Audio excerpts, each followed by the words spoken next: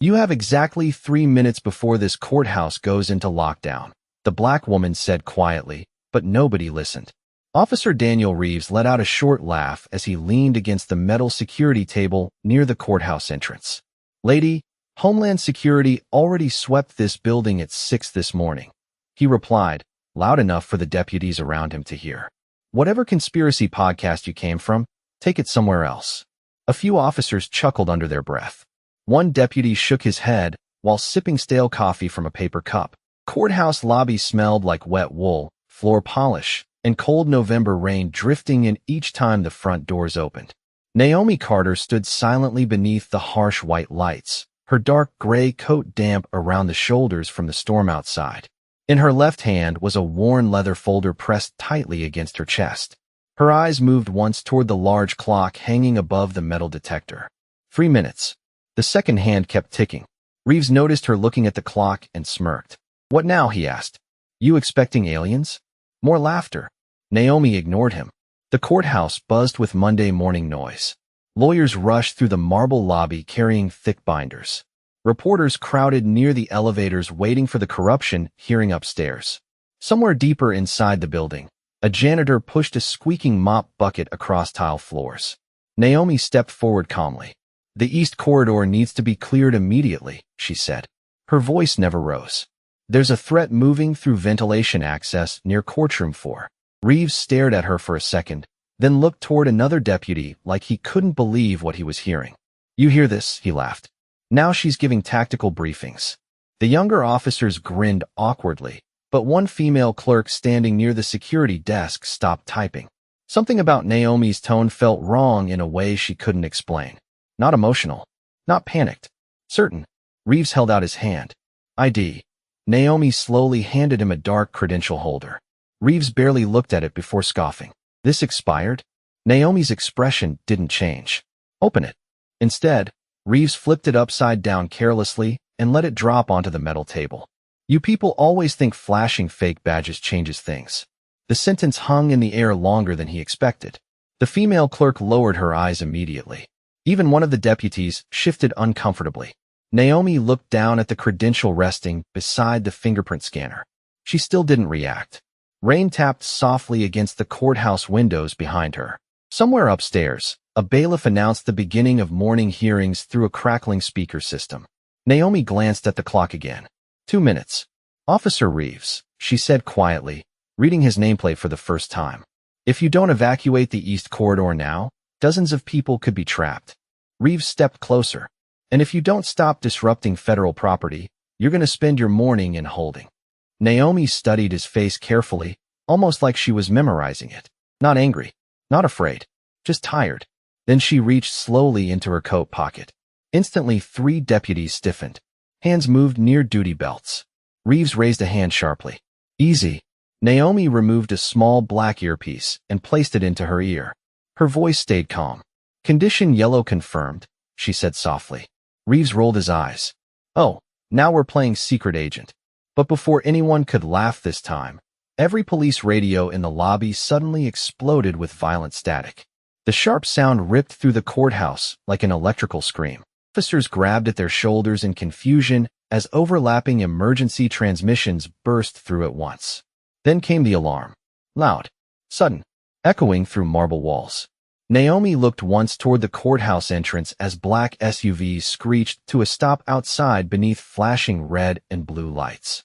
And for the first time that morning, Officer Reeves stopped smiling. The courthouse lobby transformed in seconds. Deputies who had been laughing moments earlier suddenly pressed fingers against buzzing radios while confused voices collided through layers of static. Red emergency lights flashed across the polished marble walls, painting the room in pulses of crimson and white. Outside, rainwater sprayed beneath the tires of black government SUVs as they lined the courthouse steps one after another with mechanical precision. Naomi Carter remained perfectly still near the security checkpoint, while people around her began moving faster, louder, sloppier. Reporters rushed toward the windows holding cameras against their chests. Lawyers grabbed briefcases and whispered into phones. Somewhere upstairs, a woman screamed after hearing the alarm echo through the ventilation system. Officer Daniel Reeves stared toward the entrance as heavily equipped federal agents stepped through the revolving doors in dark tactical jackets marked with bright yellow letters. The energy in the room changed instantly. Even the air felt tighter. One of the younger deputies swallowed hard and quietly stepped backward away from Naomi. Reeves tried to recover his authority, straightening his shoulders as the lead agent approached. Federal operation, the man announced sharply. Nobody enters or exits this building until further notice. Reeves pointed toward Naomi almost immediately. That woman has been causing disruption for the last 10 minutes, he said, claiming there was some kind of threat. The agent did not answer right away. Instead, his eyes shifted directly toward Naomi. The moment he saw her face, his expression changed completely. Not surprise. Recognition. Immediate and absolute. He stepped forward without hesitation. "Ma'am," he said respectfully. Naomi gave one small nod. "Status?" she asked calmly. The agent lowered his voice. "Suspicious device located near the east ventilation corridor, exactly where you predicted. Bomb squad is isolating the area now." The silence that followed felt heavier than the alarm itself. Reeves blinked once, then twice. "Wait," he muttered quietly. Naomi finally turned toward him. Under the harsh courthouse lights, her expression looked exhausted more than angry. Tiny drops of rain still clung to the sleeve of her coat. "Told you there were less than 3 minutes," she said softly. Reeves opened his mouth, but no words came out. Around them, courthouse employees stopped pretending not to watch. The female clerk near the security desk slowly lowered her coffee cup onto the counter without breaking eye contact with Naomi. Somewhere deeper inside the building, hurried footsteps thundered across tile floors as evacuation teams moved through the east wing. A sharp gust of cold November air swept through the lobby when another set of federal agents entered carrying black equipment cases. The lead agent beside Naomi touched his earpiece briefly before speaking again. "Director Hayes is 2 minutes out." At those words, several deputies exchanged nervous glances. Reeves frowned. "Director?" he repeated carefully. Naomi did not answer. She simply bent down and picked up the credential holder Reeves had tossed aside earlier. This time she opened it fully. The silver federal seal caught the flashing red emergency lights as she held it in one steady hand. Reeves felt his stomach tighten immediately. His eyes moved across the identification card once, then again slower. Naomi Carter, Department of Homeland Security, Level 7 clearance. His throat suddenly felt dry. "That is not possible," one deputy whispered under his breath. Naomi closed the credential calmly. "You saw the badge earlier," she said. "You just decided not to believe it." Reeves looked around the lobby as if searching for someone to tell him this entire situation was a misunderstanding. But nobody laughed now. Nobody moved. Even the reporters standing near the courthouse doors had lowered their cameras. The building no longer sounded chaotic. It sounded cautious, controlled, like every person inside suddenly realized they had misjudged the quiet woman standing near the metal detector. Then the front doors opened once more.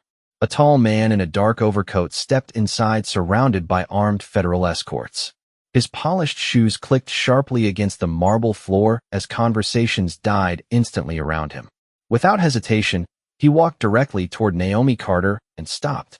Then, in front of every officer in the courthouse lobby, he lowered his head respectfully and said, "Director Carter, Washington is waiting for your command."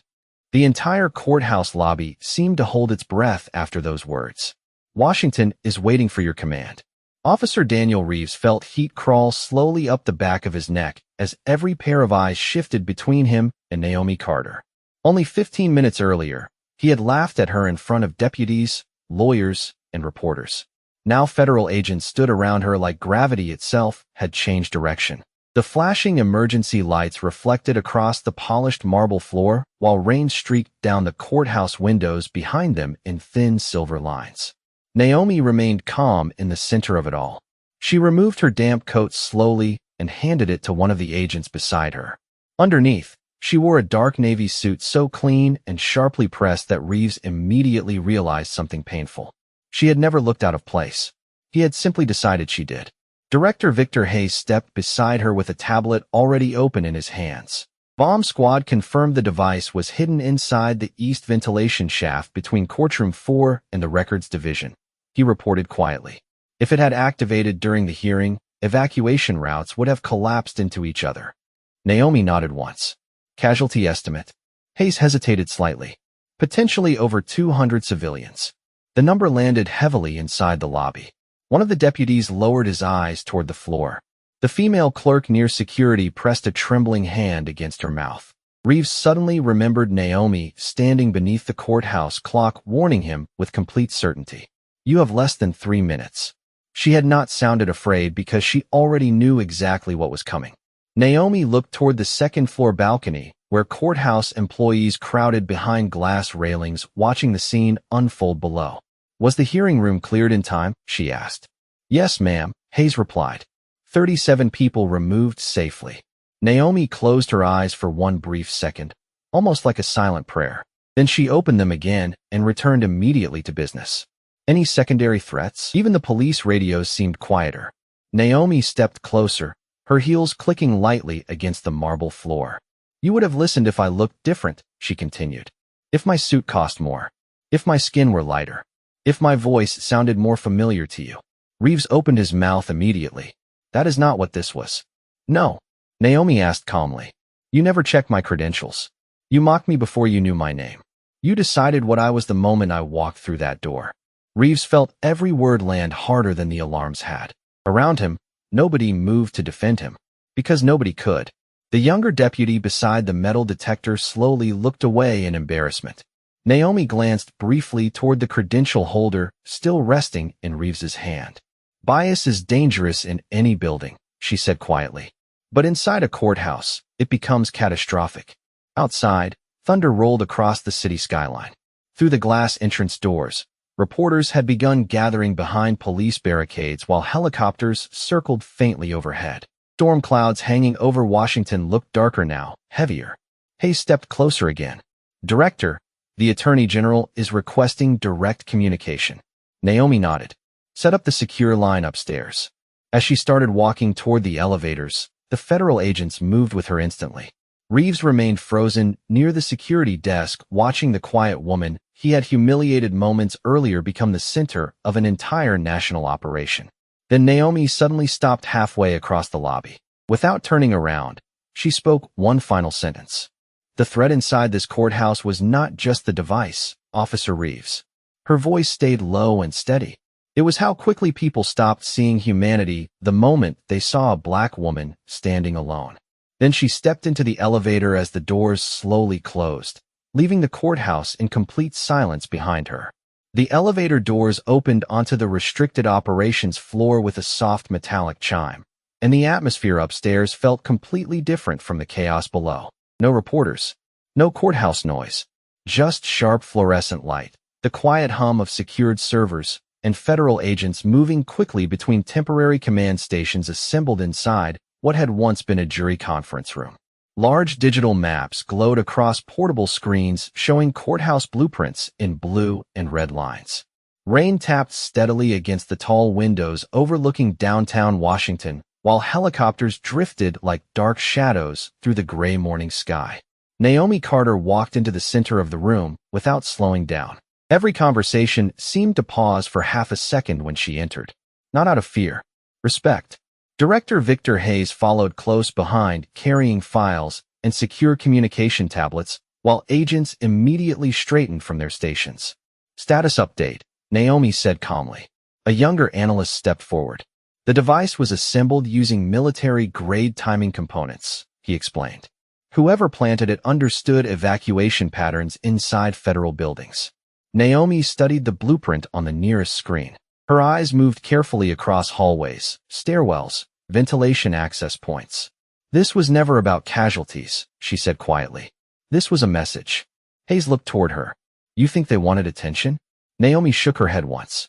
No. They wanted fear inside a courthouse during a corruption hearing. Public trust was the target. The room fell silent again. Naomi reached for a pair of reading glasses from her folder and opened several printed intelligence reports across the central table. Her movements remained steady, controlled, almost surgical. Nothing about her suggested panic even now. One of the analysts lowered his voice carefully. Director Carter, local law enforcement, is requesting details for the press briefing downstairs. Naomi looked up slowly. Not yet. Ma'am, if this group wanted visibility, we do not give it to them before we understand the full network. Hayes nodded immediately. Understood. Across the room, multiple television screens played muted cable news coverage showing live footage outside the courthouse. Emergency vehicles crowded the street while reporters stood beneath umbrellas speaking urgently into cameras. Naomi glanced toward one of the screens just long enough to notice the caption scrolling beneath the footage. Homeland Security responds to federal threat. Her face revealed nothing. Then her attention shifted back to the operation instantly. Where is Officer Reeves now? She asked suddenly. Hayes hesitated slightly before answering. Still downstairs assisting with courthouse lockdown procedures. Naomi remained quiet for several seconds. One analyst looked surprised by the question itself. After everything that had happened downstairs, most people assumed Reeves would be removed immediately. But Naomi only adjusted the papers in front of her and continued reviewing intelligence photos. Finally, Hayes spoke carefully. After the way he treated you this morning, I can have internal affairs involved before the end of the hour. Naomi lifted her eyes toward him. Would that make the courthouse safer? Paused. No, ma'am. Then focus on the threat, not revenge. Her voice stayed soft, but every person in the room heard it clearly. A female analyst sitting near the back lowered her gaze toward the table for a moment, visibly affected by the answer. Naomi turned another page inside the intelligence file. Grainy surveillance images filled the paper. Delivery trucks, maintenance crews, court records. One photograph stopped her attention completely. A man wearing courthouse maintenance coveralls appeared near the east corridor entrance at 5:43 that morning. Naomi narrowed her eyes slightly. Zoom this image. An analyst enlarged the photograph onto the main screen. Hayes leaned forward immediately. That badge is fake. Naomi nodded slowly. Not fake. Cloned. The room became still again. Naomi stepped closer to the screen, studying the blurry reflection visible in a nearby courthouse window. Her expression changed almost invisibly. Recognition. I know him, she said quietly. Hayes looked stunned. From where? Naomi kept her eyes on the image. 3 years ago, Richmond Field Operations. Thunder rolled faintly outside as rain streaked harder against the windows. One by one, the analysts turned toward Naomi, waiting for the rest. Her voice lowered slightly. He disappeared after a domestic extremism investigation collapsed. Hayes stared at the image again. You think he came back for this? Naomi's eyes remained fixed on the screen. No, she answered softly. I think this courthouse was only the beginning. The operations room grew colder as the rain intensified outside. Water streaked across the tall courthouse windows while the sound of distant thunder rolled over Washington like a warning nobody could fully interpret yet. Naomi Carter stood motionless in front of the enlarged surveillance image, her eyes locked on the blurry reflection beside the maintenance worker. Around her, analysts typed faster, screens refreshed continuously, and secure phones vibrated across metal tables with incoming intelligence updates from multiple agencies. But Naomi barely seemed to notice any of it. Tension stayed fixed on one face from 3 years ago. His name is Eric Vance, she said quietly. Director Hayes immediately looked toward another analyst. Pull everything connected to Vance. Fingers moved rapidly across keyboards. Within seconds, files flooded the main screen. Mugshots, financial records, security footage, military discharge papers. Naomi folded her arms slowly as the information appeared one piece at a time. Former Army engineer, an analyst read aloud. Specialized in infrastructure systems and ventilation routing. Hayes exhaled heavily. That explains how he got access beneath the courthouse. Naomi nodded once. Vance never worked alone. The room became silent again. One of the younger analysts looked confused. If he vanished years ago, why return now? Naomi walked toward the central operations table, her heels tapping softly against the hardwood floor beneath the fluorescent lights. Because people like Vance do not disappear, she answered calmly. They wait. She placed both hands against the edge of the table and studied the courthouse blueprints again. Her voice lowered slightly. 3 years ago, we uncovered encrypted communications between several domestic extremist groups planning coordinated disruptions against federal institutions. Courthouses, elections, infrastructure. Hayes frowned. But the investigation collapsed. Naomi looked at him carefully. Not collapsed. Buried. That single word changed the atmosphere in the room immediately. Several analysts exchanged quick glances. One woman near the communications desk slowly removed her glasses, clearly realizing the implications. Hayes stepped closer. You believe somebody inside government shut it down? Naomi did not answer right away. The silence itself became the answer. Thunder shook the windows again. Finally she spoke. Every lead vanished overnight. Witnesses disappeared. Funding trails closed. Informants stopped talking. She paused briefly, and the people investigating the network were reassigned. Hayes stared at her. Including you.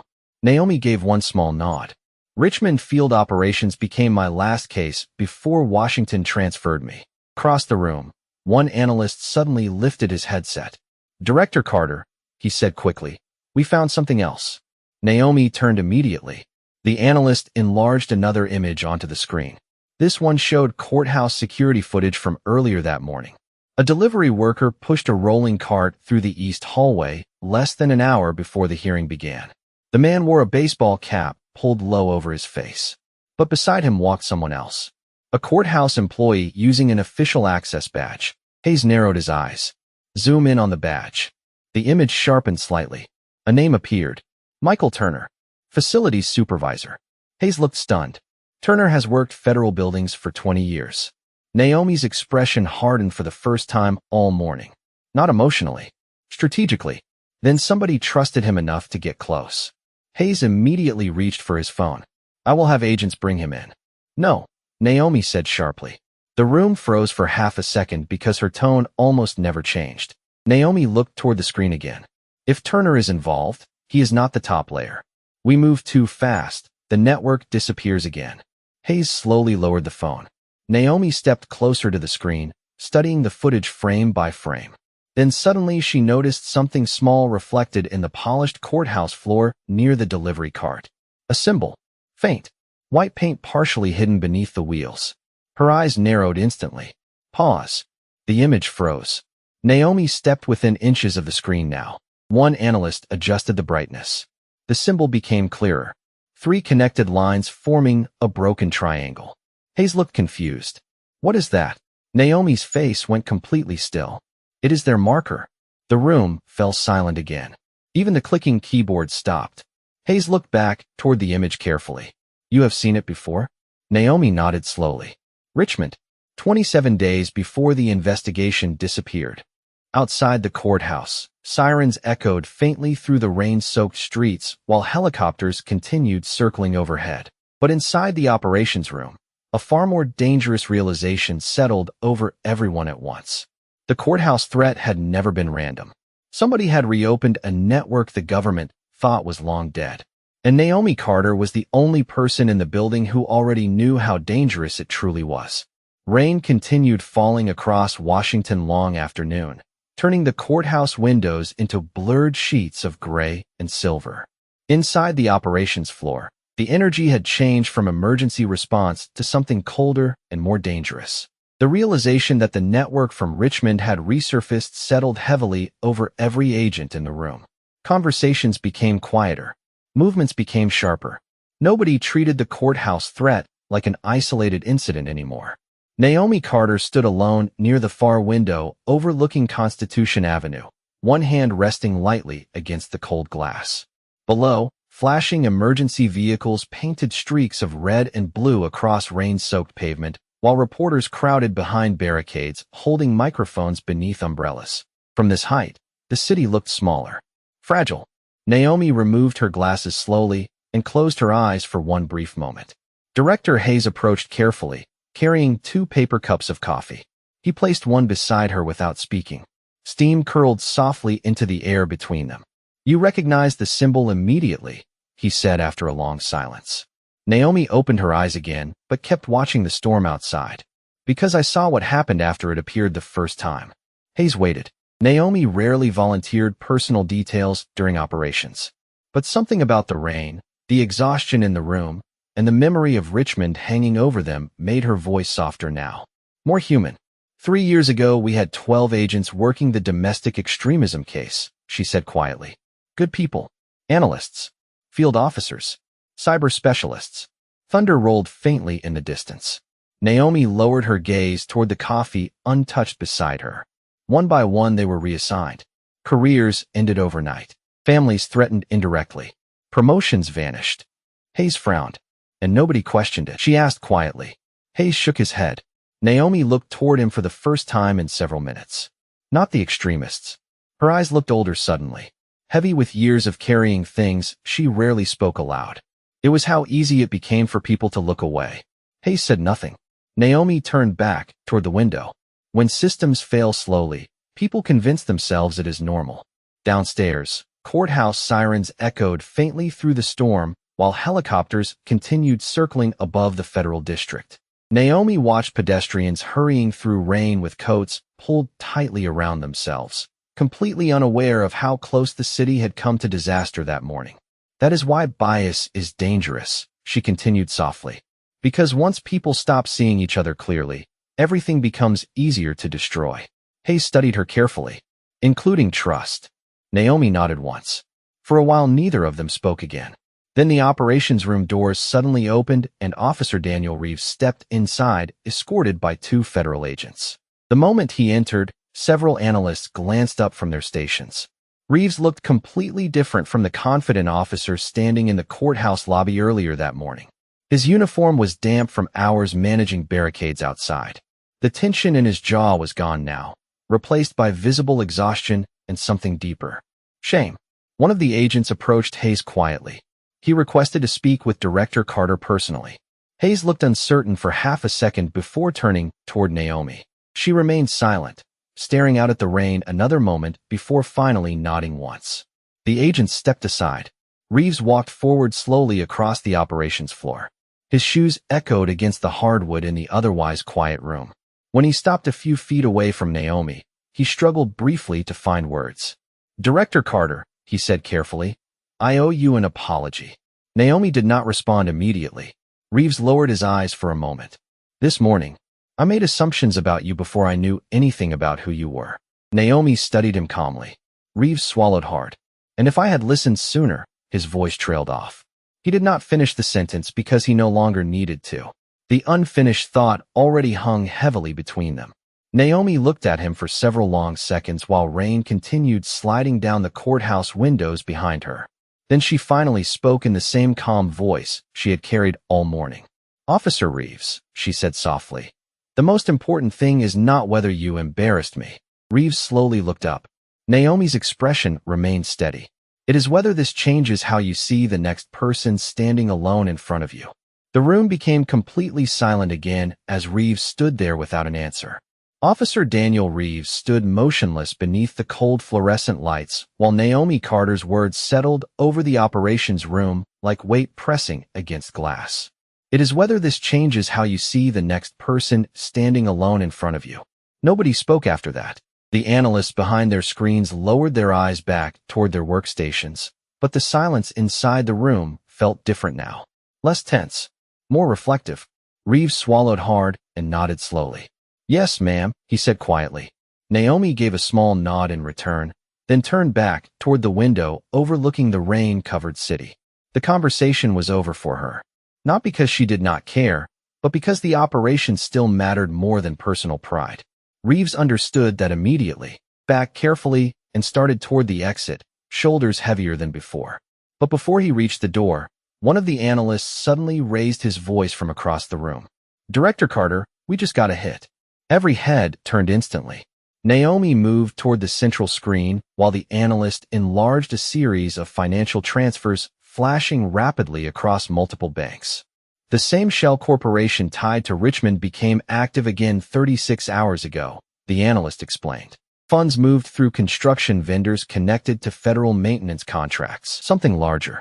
Thunder shook the courthouse windows again. The operations room erupted into motion immediately after that.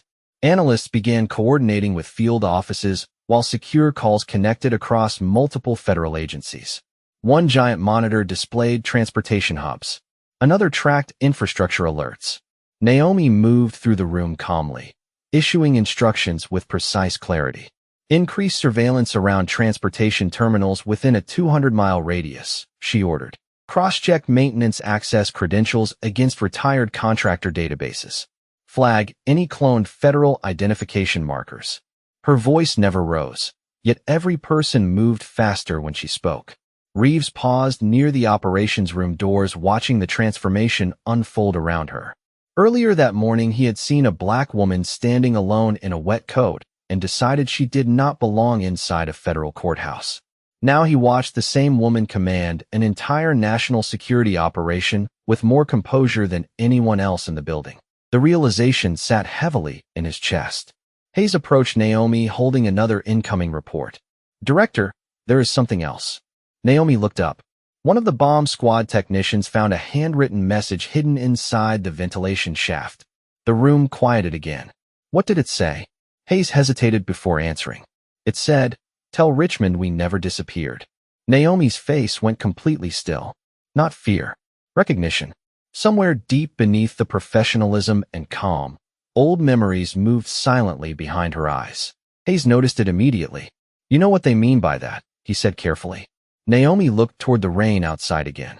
Yes, and despite being mocked, dismissed, and judged within seconds of arriving, she still chose to protect every person inside the building anyway. The thought unsettled him more than anything else that morning. One analyst suddenly called out again. "Director Carter, incoming secure line from the White House." The room became silent instantly. Hayes looked toward Naomi carefully.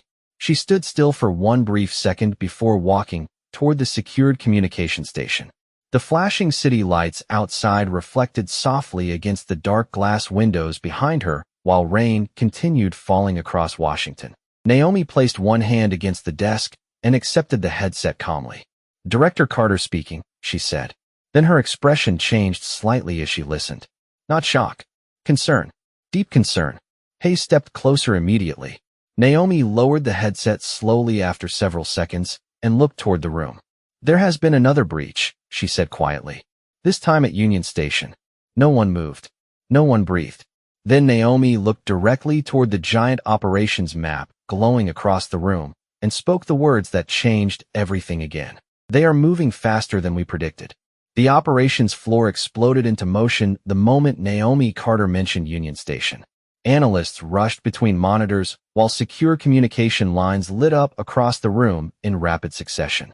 Rain hammered harder against the courthouse windows now, turning the entire skyline into a blur of gray steel and flashing emergency lights. Naomi stood at the center of it all with one hand resting against the operations table, studying live transit maps updating second by second. Passenger movement, rail schedules, maintenance access tunnels. Every screen carried the same terrifying possibility. If the network had reached Union Station during afternoon travel traffic, thousands of civilians could be at risk without even realizing it. "Lock down all lower service corridors beneath the terminal," Naomi ordered calmly. "Do not trigger a public evacuation unless we confirm the threat location." Panic inside transit hubs spreads faster than the danger itself. Hayes immediately relayed the orders through his headset, while multiple agencies connected into the operation remotely. Across the room, Officer Daniel Reeves still stood near the doorway watching everything unfold. He had spent years believing leadership looked loud, aggressive, dominant. But Naomi Carter moved through crisis like still water under pressure. Quiet, controlled, unshakable. Another analyst suddenly lifted his head from a screen. "Director, we intercepted an encrypted message routed through a maintenance network near Union Station." Naomi walked toward him immediately. "Put it on the main screen." The room darkened slightly as the message appeared in white text against black background. "We warned you in Richmond. This time the country will watch." A silence heavier than fear settled over the room. One young analyst whispered softly, "My God." Naomi did not react outwardly, but Hayes noticed the slight tightening in her jaw.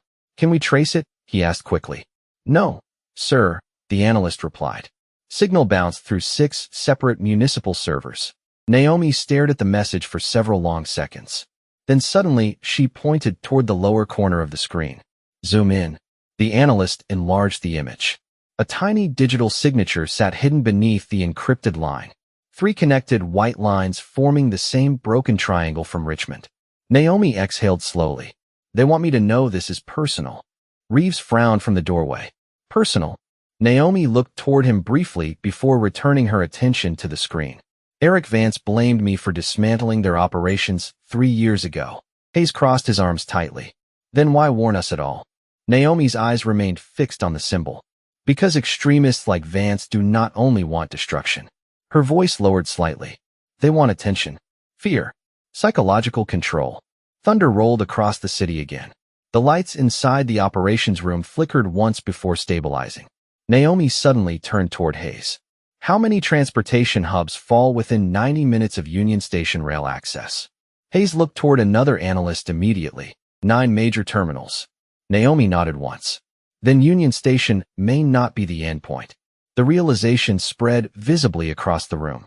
Multiple analysts began pulling additional transit maps, while federal agents exchanged tense glances near the doors. Reeves slowly stepped farther into the operations floor now, no longer feeling like an outsider watching events unfold. He looked toward Naomi carefully. "Director Carter," he said quietly, "if they are testing response patterns, maybe the courthouse was meant to pull resources away from somewhere else." Naomi looked at him fully for the first time since his apology downstairs. Not with resentment. Consideration. Hayes turned sharply toward Reeves as the same realization hit him. A diversion. Naomi nodded slowly. "Exactly." Reeves swallowed hard. "Then what are they really targeting?" Before Naomi could answer, every monitor inside the room suddenly flashed red at once. A piercing alert tone echoed across the operations floor. Analysts froze. One woman near communications grabbed her headset immediately. "Director," she said urgently, "we just lost live surveillance feeds from 3 separate subway maintenance tunnels beneath Union Station." Then she spoke quietly. "They are already inside." Nobody in the room needed clarification after that. The operation had entered an entirely different stage now. Reeves watched Naomi reach for her coat again while agents armed themselves around her. And for the first time all day, he understood something with complete clarity.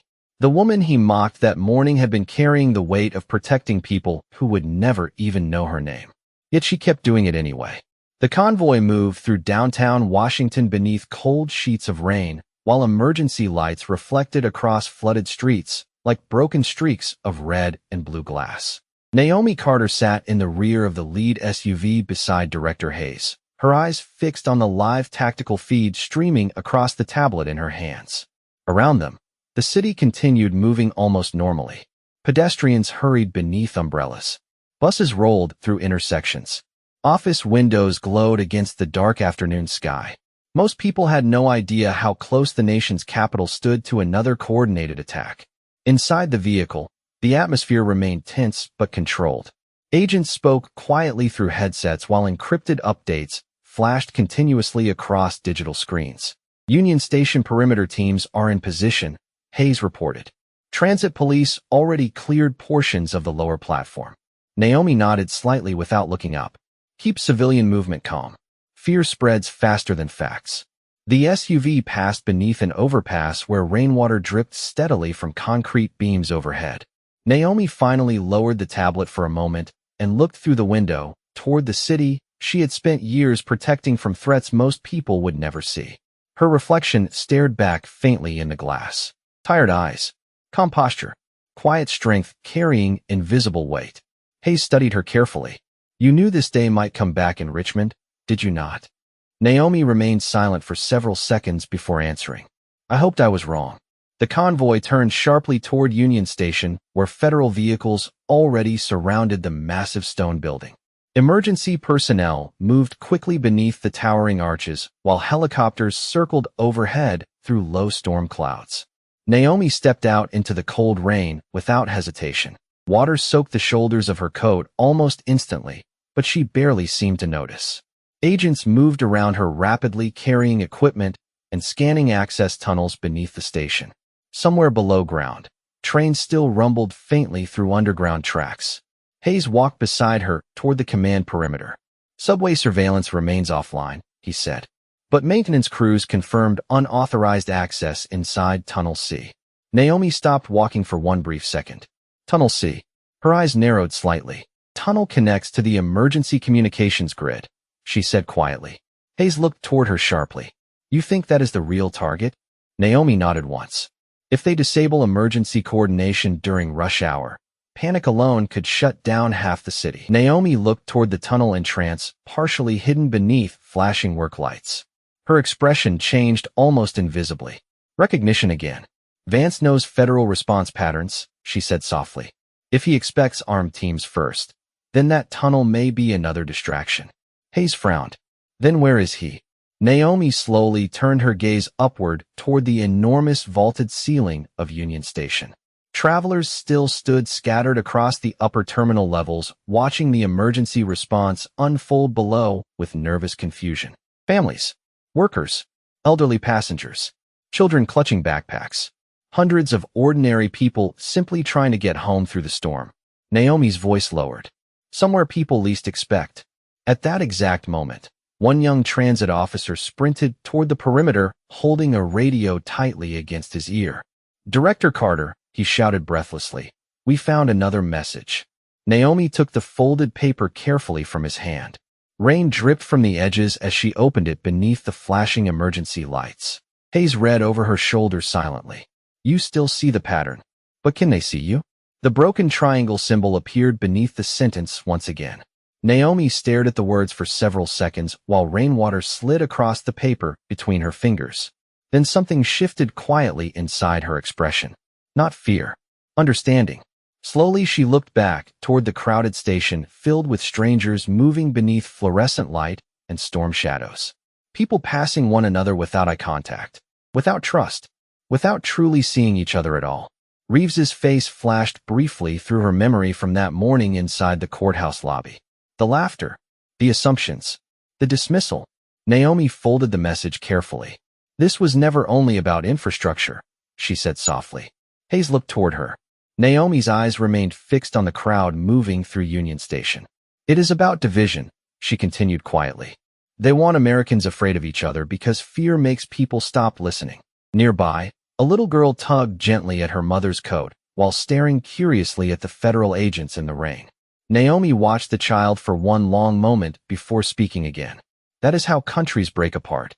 The storm continued raging above Washington while emergency lights reflected across wet stone and steel.